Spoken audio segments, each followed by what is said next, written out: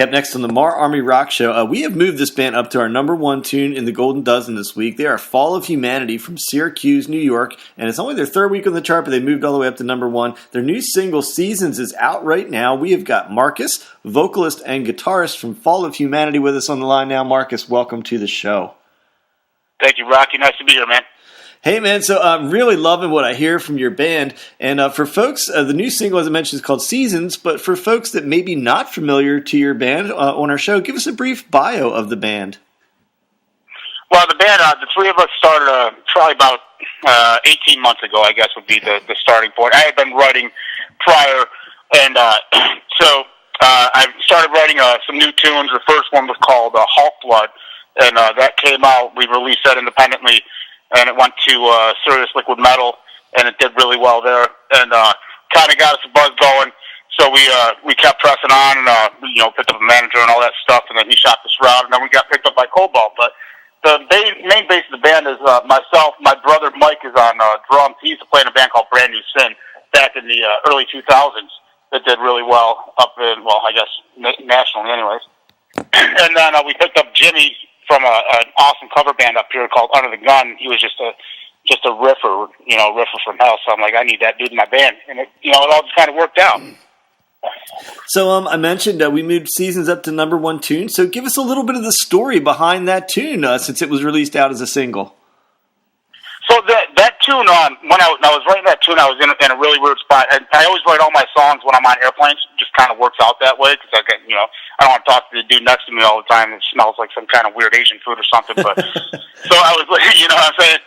So I usually put my headphones in. My brother and Jimmy send me some tracks, and whatever I'm into at that point in time is what comes out. And I was in a really weird spot, and I was thinking about like just the transition of how people are just. The world's going crazy, everybody's going crazy and everything, and I was kind of in a depressed mode. So that's what Seasons kind of came out of. It's like I'm in a really dark spot. There's black painted walls around me. What can we do? So it's really a story of overcoming all that and persevering and becoming something great at the end. So for folks that don't know, there's a music video out there for that tune. So tell us a little bit about the making of that video. And also, I want to know, who is that character that's struggling so much in the video represent? So the character represents the main person that's going through all of this, all of his depression, all of his demons. He's pretty much fighting his demons and wakes up at the end. The demons are what I feel is what's going on in the world at the moment. So he's our friend Chris. He never acted before. We were like, dude, you kind of fit the bill of looking like just kind of a beat down man anyways. Would you mind being in our video? And he was overjoyed, and he absolutely killed it. I mean, for never acting before in his life, the dude did so great.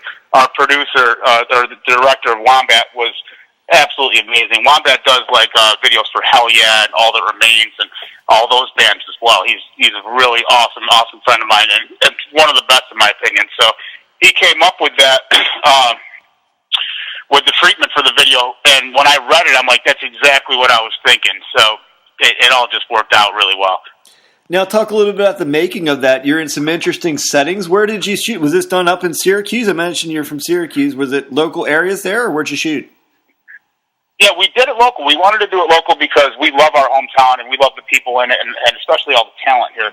So we wanted to really showcase what we could do just in an upstate New York setting. So we went to a place called the Gear Factory, where a bunch of bands practice up there, and they had an empty warehouse floor that just was really beat down. They haven't done anything with it yet, but it was perfect for what we needed. So we started there, and then we went to behind my parents' house.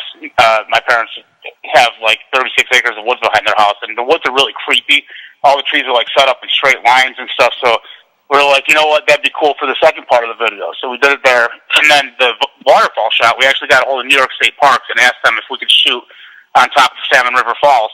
And they said, absolutely. They let us go do it. So we hiked all the gear down there and did it up. That was a day from hell. Yeah, I'll bet, man. Yeah. It's a cool shot, though. It looked like it was well worth doing. So. Oh, totally. And then our director wanted to get a shot at the bottom of the falls. Now, keep in mind, it's a tenth of a mile down and then back up. So I was done. My life was shot by the end of it. Got soaking wet.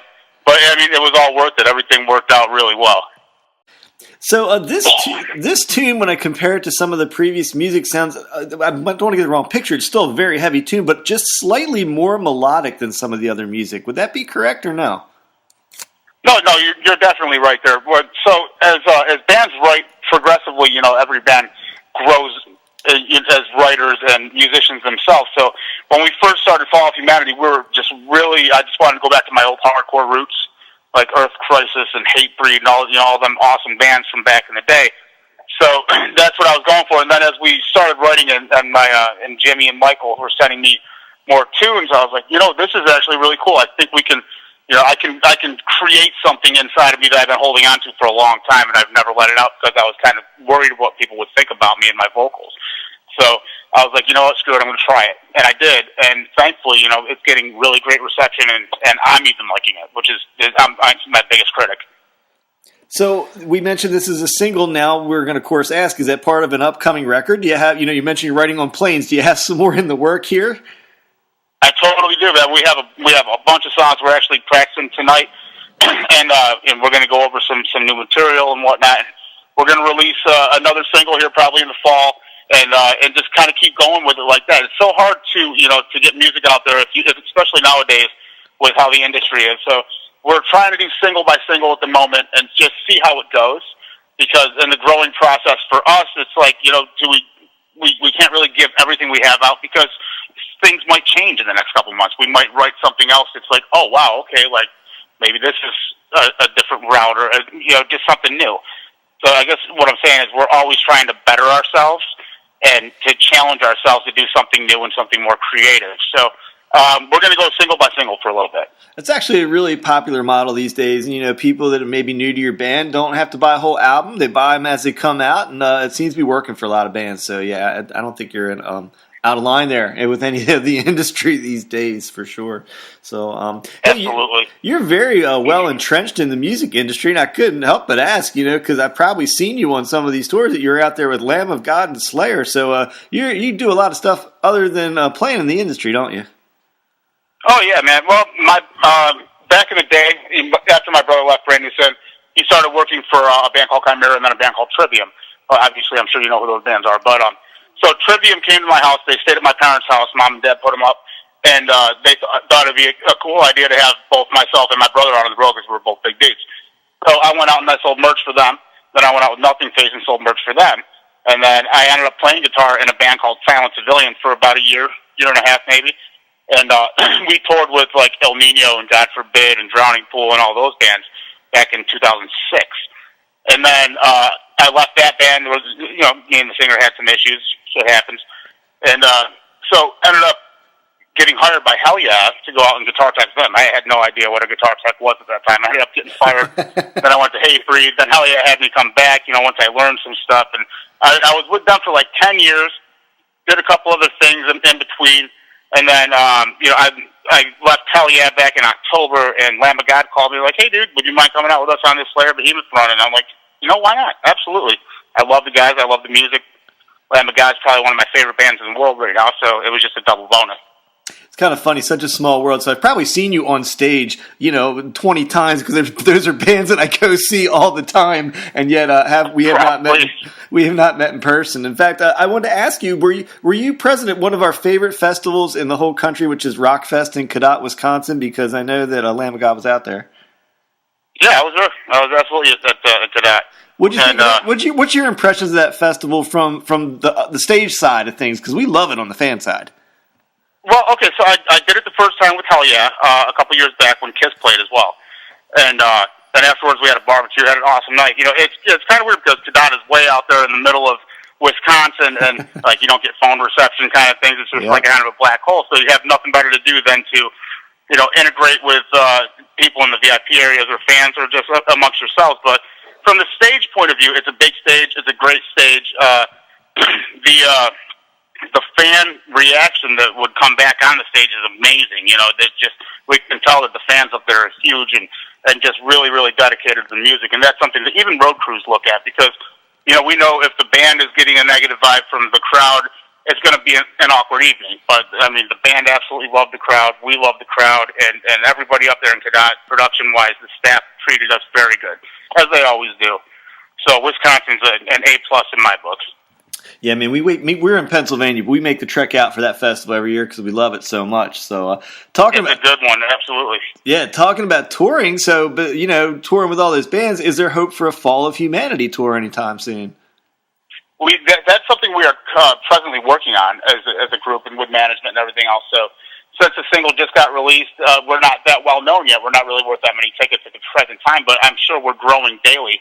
And as soon as we do get the right tour, the right thing to go on, we're going to jump on it and promote the heck out of it, and just go out and try to play for the fans, because that's what it's all about: is making the fans happy and just sharing music and our personal experiences with them. It's a very integrated show when I play shows. I like to talk to the crowd. I like to see what they're feeling, what they want, because without them, we're nothing.